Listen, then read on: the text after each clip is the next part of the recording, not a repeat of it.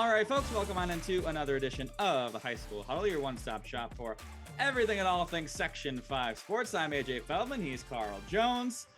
The fall sports season just keeps chugging along, and we had quite a show on Friday night for Football Frenzy, that's for sure. Man, I don't know if the ghost of Randy Moss, as Teresa actually said on right before in the tease, was alive in Section 5 or what. I mean, we had a lot of just spectacular catches, and I'm not talking about, down the field, like, right in the breadbasket. I'm talking like guys snagging the ball out the air, toe tapping, acting as if they've been watching the NFL, watching the Bills, and they've been getting their teach tape in. It was fun to watch. It was fun to call the lights, and Saturday had a few as well. It was a weekend where it was fun to do that type of stuff, and hopefully the kids can bring that energy this week as well. Yeah, I mean, sometimes this year I've started, clipping the highlight of our biggest game and kind of teasing that with the preview. This week, I literally just ran the catches. We had like 7 catches I clipped. It was just catch after, like none of any one of those could have been the best catch of any week so far. It was just ridiculous what was going around Section 5. Like you said, the ghost of Randy Moss, the spirit of Randy Moss, even though Randy Moss still alive and well, he was still finding his way around Section 5 because, we talk a lot about, we like to see the passing game, things like that, we love, the ground and pound teams, but, it is fun to get some nice catches, but, man, these guys are stepping up this year. Schroeder, they had the brothers, Torrance and Tyler, getting it done both ways. One guy snagging it like the David Tyree, like when the gum stuck to his helmet. And then the sophomore brother, I believe Tyler, beautiful, toe tap down. I had to run it back twice on air just to get the full grasp of what we saw. It was amazing to see. And the Athena's guy the next day, I mean, right in front of me, those are the best ones, AJ, where you get that light that comes right to you. You got it zoomed out perfectly. You like, you want to get giddy and celebrate just like the kids out there. So it was not just a fun day for the kids, but fun for us as well, being able to witness that up close and personal. No, that was a really fun football frenzy. We hope to have more of the same this week. Moving on to our rankings, updating them this week. We kind of use this to talk about all the games that we saw, what went up, what went down. Starting with the big schools, no surprise at the top. UPrep number 1, McQuaid number 2. We're moving up Schroeder. Schroeder deserves to be at the number 3 spot. They blew out Thomas 38-0. Like you mentioned, Torrance Washington, big day, 2 touchdowns. Tyler Washington, another monster day for Drew Pagano. He had 4 incompletions and 4 touchdowns. The state still hasn't given Schroeder the credit they deserve. They still have them 3rd amongst Section 5 teams, but we know what we've saw. Schroeder right now is the class of Class A right now. And they're getting it done on both sides of the ball, as we alluded to a few weeks back. Obviously their offense has the potential to be explosive as they showed last week, but second shutout of the season, that's no small feat. In a rivalry game as well. So, those guys got bragging rights for the next year if they don't meet up with Thomas in the playoffs. So shout out to the Warriors for getting it done this past weekend. And then number 4, Victor, with a dominant victory over Rush Henrietta. That was one of our games where we had 2 teams right neck and neck in the standings. And Carl, you were at that game, and Victor clearly proved that they were a step above on Saturday. And once again, got it done on both sides of the ball. Sam Gotham running the ball. They had, I believe, 2 interceptions in the first half. And the thing about Victor, they were so methodical. They never felt really sped up. They just were getting those 5, 6, 7 yards at a time. And Rush Henrietta, who's a physical team in his own right, just was not able to slow down that running attack. And then, when they would try to maybe bring too many guys into the box, right over the top for a nice little 20-yard completion. Victor, they're the real deal. Ever since losing to UPrep in a close game week 1, they've rattled off 4 wins in a row, and they were more than deserving of this 4 spot. East drops down from number 3 to number 5, still at 5-0. They did beat Eastridge 52-7, but I was at the first quarter, most of the first half of that game. They played with their food a little bit. They looked a little slow and sluggish coming off the gate. They gave up the opening kickoff for a touchdown, and East has kind of done that this year. They've been a little streaky, a little hot and cold. You talk about that win against Canandaigua. They jump out to a 20-0 lead. It takes them all the way to the fourth quarter to score again. So, in these top 5, it's a little picking hairs, but East didn't blow me away against. They ended up winning 52-7. So, we're not going to knock them too much. but still, once you get, against some higher quality teams, if you're trying to make a deep playoff run, that consistency is something you'd like to see a little bit more of. At 6, Pittsford moving up 3 spots from 9 to 6. They're still at 2 and 3, but they had a really nice win over Aquinas. Now, Michael White did get injured in the first half. It was the sophomore Ben Newman coming in the second half. Still a really good quarterback. He had a really nice touchdown completion. But Pittsford seems to have been able to find a way to work their passing offense. They're getting Jackson Green heavily involved, even with all the additional attention that they're giving him. He ended up with 2 touchdowns, 11 receptions for 164 yards and 2 touchdowns. So this is, and I believe last week is something like 250 yards. So they figured out a way to get him involved. We talked about this before where, you can't hold down a guy like that for too long unless you want to put 4 guys on him.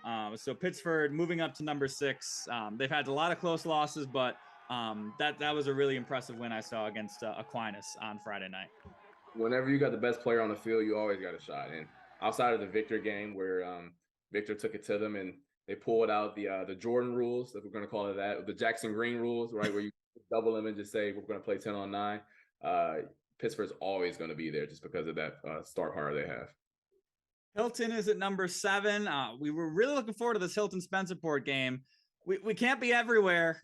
We kind of tried to assume that game was going to be close, and it was not, as they blew out Spencerport 43-6. Robert Lowry, he had 4 touchdowns, 196 yards on 6 carries. That's Madden stat. That is literally Madden stats. That's the stats when you have the running back with 99 speed, you pitch it out to the outside and he can just run forever. That's not what he was doing, but those are the stats that you put up in Madden when you do that. Those are the stats where not only has 99 speed, but you found the glitch play that you can't stop no matter what. It's just the game's broken, right? And that was putting up. Because like you said, the touchdowns were like pretty long. Like I believe a couple of them were a 40-yard distance, a 50-yarder in there as well. It wasn't like he just got down to the goal line and was punching it in. I mean, obviously to get 196 yards, they were of the long variety, but Robert Lowry did his thing. And I mean, the defense did their thing as well, holding a Spencerport team to 12 points. I did tell you, I did see a bunch of Spencerport Rangers on the sideline for various things in terms of injury, but at the end of the day, you could only play who's in front of you. And boy, the Hilton played a team that was in front of them, and they took care of business.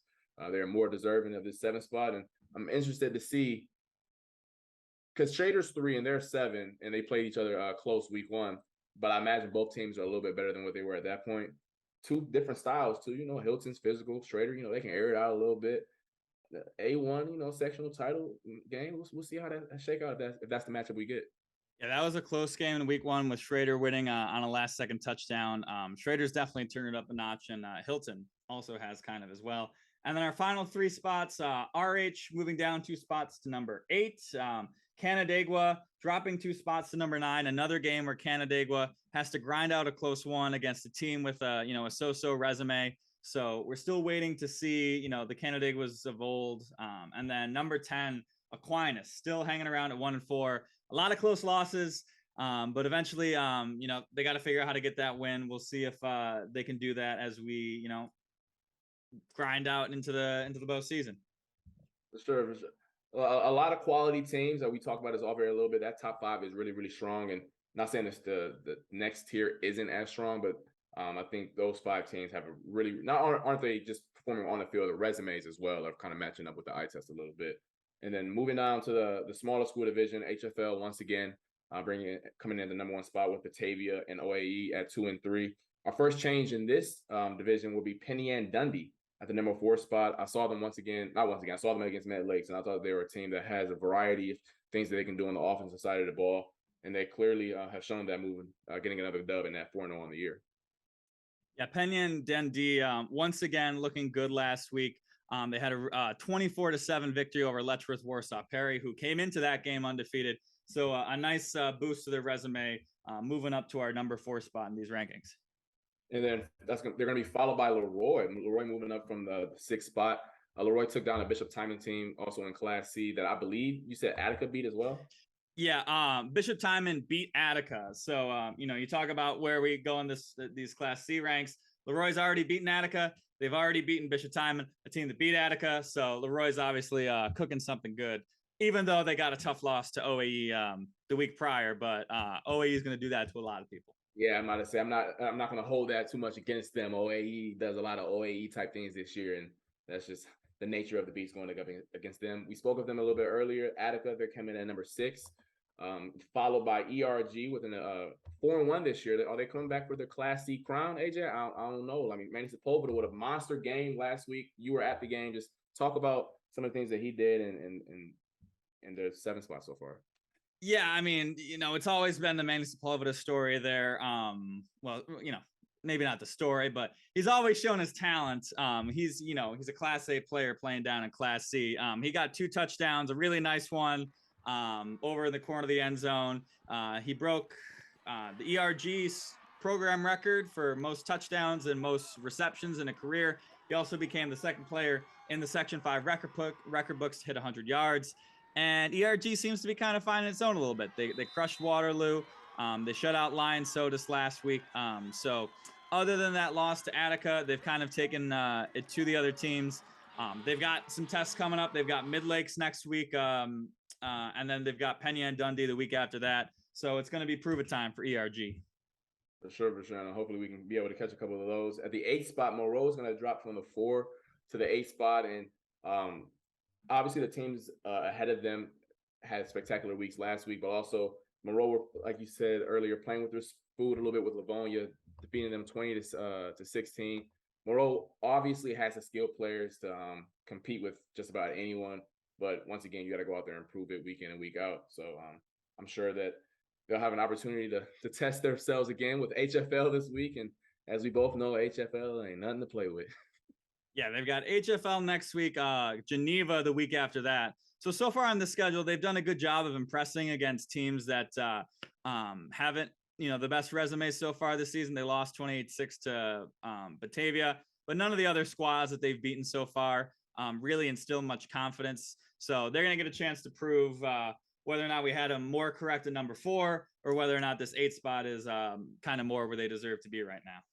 And at the 9th spot, new to our rankings, Alexander, undefeated. And boy, when you look at their resume, they're out here blowing out their Class D foes, taking care of business. If I'm not mistaken, their closest game was week 1 against Avon, 33-15. 33-15 is the closest they've come. And since then, they've given up 7 points in 3 weeks. So they're obviously been taking care of business. And this 9th spot, I'm surprised we didn't have them last week. Yeah. And if you're wondering, Alexander being Class D, they do not play OAE in the regular season. So potentially just waiting for the sectional championship game on that. They do have Midlakes in Class C coming up next week. We'll talk about that school coming up after we get through these rankings. But Alexander is going to get another chance to prove themselves coming up soon. And once again, we got to wrap up the small school division with the 8-man squad. This once again be Canasteo Greenwood, but this might change next week. AJ, Canasteo, they got another 8-man foe who's been taking care of business as well this week. Yeah, they've got Boulevard Richburg coming up on the schedule. 2 undefeated teams in the 8-man bracket. They're 1 and 2 in the state rankings. Canasteo Greenwood number 1, Boulevard Richburg number 2. So 1 against 2, sectional championship game preview ? They're going to get a chance to prove just exactly what's going on with these state rankings. But that is our top 10 in the small school bracket. And like we kind of alluded to, Carl, you had a story come out this week about the Midlakes football team, their resurgence after, a long losing skid a couple years ago. Kind of tell us about the story a little bit, then maybe some tidbits that just couldn't make it into air last week. Yeah, so Midlakes, they from 2017 to spring of 2021, they lost 25 games in a row. That's more than 3 seasons worth of L's, guys. Like, that is almost an entire high school career without winning a football game. Like, obviously, that's just tough on any person. And I asked the kids that, and I was just like, yo, what was those times like? And I wasn't – usually when you ask a high school kid a question, they don't want to open up, or like they'll keep it short with you. Those kids kept it – they were blunt. One kid said he was shameful. The other kid said they didn't feel respected. Like, didn't want to play football. They lost their luck. And I was blown aback. And I'm just sitting here like, it's okay, y'all. Like, those days are gone. Like, it's all right. Like, I felt it in them. And But they were honest, and I respect them for opening up like that. But a part of that resurgence is Dave Whitcomb coming back to Midlakes. He coached the team from, I believe, 86 to 1997. And he won a sectional title there, won one at Avon, won one at Fairport, and I believe Geneva as well. So he's clearly storied here in Section 5. He's second all time in Section 5 wins. So as soon as he came back, the kids, for one, didn't know who he was. He was a coach, and he left before they were even born, which was the funniest part. They were like, yeah, I had no idea who he was. I had to ask my mom. Other dude said, only reason I knew who he was because I saw his name in the Hall of Fame hallway. So, like, that goes to show you, like, how his name rings bells in that community. And as soon as he came back, they won their last game of the year against Bishop Carmody, which they said was like a movie. Like, they said they felt like it was some miracle type stuff. And I wish that would have gotten to the package, but that's not how the way the story ended up. But yeah, they're also a 4-1 start this year. I got to see them against Penn Yan Dundee. The score didn't really reflect the first half of how well Midlakes played. Obviously, Penn Yan Dundee is a very great team, but turnovers at the wrong side of the field, just giving Penn Yan Dundee short fields. Midlakes is a solid squad, and shout out to Mr. Whitcomb for turning this program around because it doesn't get much lower than 25 L's in a row. And I think I've talked about this on the show. I've certainly talked about it with you and Thad before. And in high school, I was on a bad basketball team. Like, we went every year, like 4-15, like the boys basketball program. And we talk about the Mighty Eden Raiders. The Mighty Eden Raiders were not a Mighty boys basketball team. Our coaching wasn't the best. Our players, we did have the thing that kind of did hurt us was our volleyball program was so good. Also on the boys side is that all our tall athletic dudes, they grew up playing volleyball and they do club in the winter. So, we're kind of dealt with a shorthand more than we do. But, it's one thing to be on a bad basketball team. You go out, you play, you lose, you win a couple games, whatever. I can't imagine being on a football team that has lost 25 games in a row, because there ain't nowhere you can hide on a football field when you're losing 25 in a row. You're getting beat up, you're getting hurt, you're sore as heck. I just can't even imagine what it would be like to be on a team like that. And mad props for that program, A, for making resurgence, and for B, just not straight up folding. Like, I can't imagine going into the season after they've lost 19 in a row being like, all right, time for two-a-days. Mad props to the Screaming Eagles. Yeah, for real. And not only all that stuff you added, but it's cold here in New York. So, like, halfway through the season, I'm getting hit, we're losing, and it hurts because it's 40 degrees out. No, I need some type of reward for this, guys. I'm not out here just getting hit for just the love of the game at this point. They talked about how they lost the love of the game, and Coach Wickham brought it back. So once again, shout out to the Screaming Eagles. Have a good test with ERG this upcoming week, and we'll see how back the Midlakes Screaming Eagles actually are. Yeah, so mad props to them, mad props to the kids out there. And as you didn't even mention, they don't have a home field this year, so even more adversity. So mad props to the Midlakes Screaming Eagles for getting it done this season. Moving on to some other sports, Carl, you were able to get out to a premier girls soccer matchup this week, kind of a who's who in Class AA. It was a game that, I was in the conversation, but I'm sure that we were like, all right, this is the game we got to go to. Lived up to the hype on Tuesday night. Tell us a little bit about that game that you were able to get to on Tuesday. Yeah, Penfield girls and Schroeder girls soccer. Penfield ranked number 1 in the state. I believe Schroeder was ranked 14th. Two quality Class AA foes. That's why I was kind of shocked. I didn't know that Schroeder is in AA for girls soccer, so that kind of blew me for a loop a little bit. But it was a 1-0 win by the Warriors. Emma Rasco scored, a freshman, by the way, in a big game like that, stepping up and finding the back of the net for the win. It was 1-0. It was low scoring, but it wasn't one of those low scoring games where the team struggled to make something shake. Like, no, both teams' defense were really, really darn strong. Anytime that either team tried to advance the ball, the other defense was like, y'all, we're gonna make this difficult as possible for you guys. It was a close one throughout. Like, both teams had uber amounts of chances to find the back of the net. The Schroeder found it literally the one time, and that's all they needed. Megan Fry was the goalie for Schroeder as well, and she got things done and go pitching a shutout. I'm sure this will be a sectional final preview, probably, with how great that these teams played. And shout out to the Warriors for knocking off the number 1 team in the state. Yeah, 2 things I want to say about that is, A, It's nice, honestly, when I read the game story, I've kind of fallen off a little bit on girls soccer because it's been a while since we've talked about them in depth. I was surprised to see Penfield all the way at the top of the state rankings because last year, Class AA was kind of that class where we went into the playoffs where, like, we had some decent teams. We didn't have any great teams. We did not expect the Class AA team to go on any sort of a run in the state tournament. Turned out to be the case. But it seems like Section 5 has kind of stepped up its game here in Class AA this year. Penfield getting that high state ranking. And then the Schroeder Warriors, I mean, this is what they do. They play defense. They play defense. They play offense. And then they play defense. They've only given up 2 goals on the entire season this entire year. They played 2 scoreless ties to Spencerport. They've given up 2 goals on the year all year. So, you play with that kind of a style. It's a little bit risky because, you give up 1 goal, they lost both of their games 1-0, but that's a way to win soccer games. That's the way Schroeder's always done it. They've always played this low style scoring type of game. And so far it's working out for them. If I'm of a quick peruse, that is the least amount of goals given up this season. And they're in the top division in Section 5 doing so. I see Byron Burgeon has given up 3 as well. They're in Class C2. They've scored 82 goals and given up 3. I don't even want to know what they got going on over there. But yeah, shout out to the Lady. I did not know that stat. Wow, that sheesh. Hey, like we talked about with the Canandaigua girls basketball program, like the story you did. Hey, when you win it, no one's complaining about that style, all right? And I'm sure that those girls aren't complaining ever with WinCom. Exactly. And then I'm going to take a look over the boys soccer side of things. Highlight another team that's also getting it done on the defensive side of things.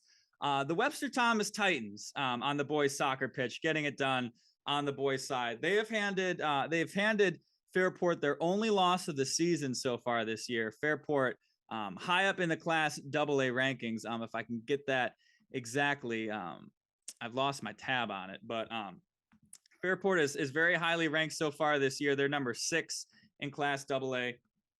Thomas, the only team to beat them. And they've done it with defense as well. They won their first, here we go. Looking at the correct notes. They opened their season with 6 straight shutouts. So they won their first 6 games without giving up an entire goal on the season. Like I said, they beat Fairport 2-1. That was on September 19th.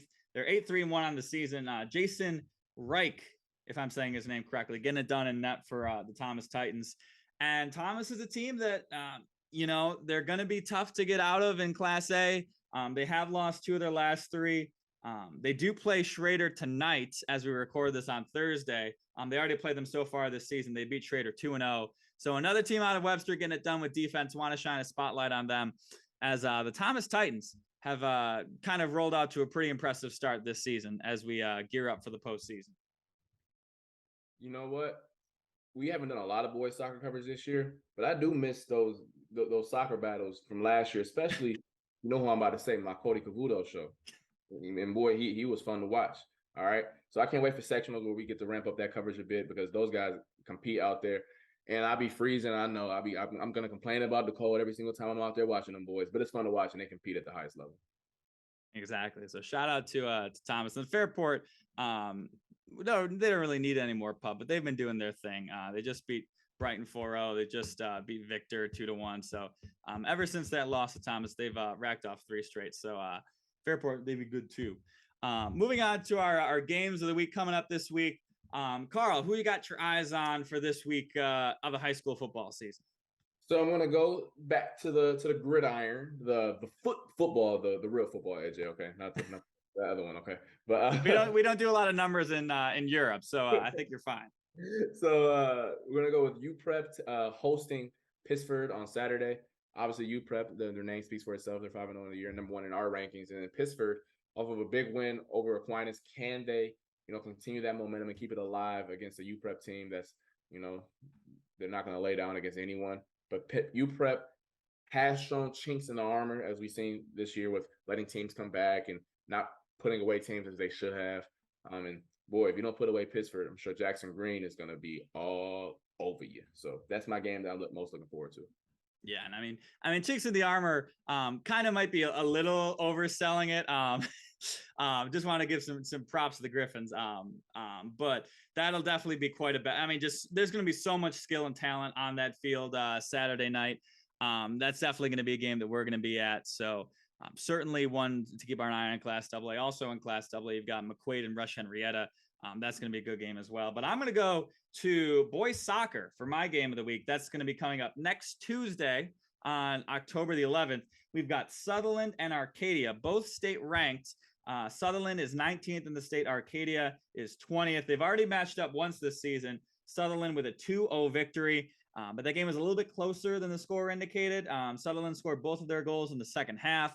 The shots in that game were just 8-6 in favor of Sutherland. So I'm sure Arcadia's had this, this rematch game on their minds recently. They want to prove themselves in the state rankings. This is going to be right before sectionals gear up. So it's going to be a good test to figure out who is kind of who in Class A. And who is who in Class A behind, as I mentioned, the first game of the regular season was at Sutherland. This one's going to be at Arcadia. But who's behind Wayne? Because Wayne right now is just beating the crap out of teams so far. They're really high up in the state ranks. Wayne is actually the 4th ranked team in all of Class A.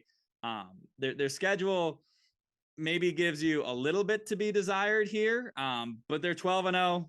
They've scored 45 goals and they've given up 2. So there's another team that's getting it done on both sides of the pitch there. So Sutherland and Arcadia, a good test of who's who in Class A, who can maybe knock down Wayne off of their mighty perch at the top. I mean, you can only play who's in front of you, right? And Wayne's playing who's in front of him, and they take care of business. So that's gonna be a fun one. That next Tuesday, I guess that'll be me that's in. So I guess I gotta go out there and tell Thad that's where I'm heading with the camera. So I'll be on the sure to write that one down. Definitely. We've got a great slate of games coming up this weekend on Football Friends. We also got some Monroe Madness coming up. Syracuse Orange coming back to town. You've got they're playing that Friday night, little scrimmage, little practice for the Rochester fans. You got Diasia Fair coming back to Rochester. I'm sure that'll be a fun storyline for us, for Carl. But a lot of stuff coming up for you this week on Football Frenzy. Carl, any last words for us before we wrap up the show here? I just hope that Randy Moss comes back this week. That's all I got to say. That's all I need. I'll take it. But that'll do it for us on the High School Huddle. Remember, you can listen to the podcast on Apple Podcasts. You can listen to it on Spotify. You can watch it on RochesterFirst.com. You can also watch it on YouTube, because all the shows get posted there as well. For Carl Jones, I'm AJ Feldman. Thank you so much for listening to the High School Huddle podcast. Share it, retweet it, like it, all that good stuff. Tell your grandparents about it. But that'll do it for us. Thank you for watching, and we will see you next time.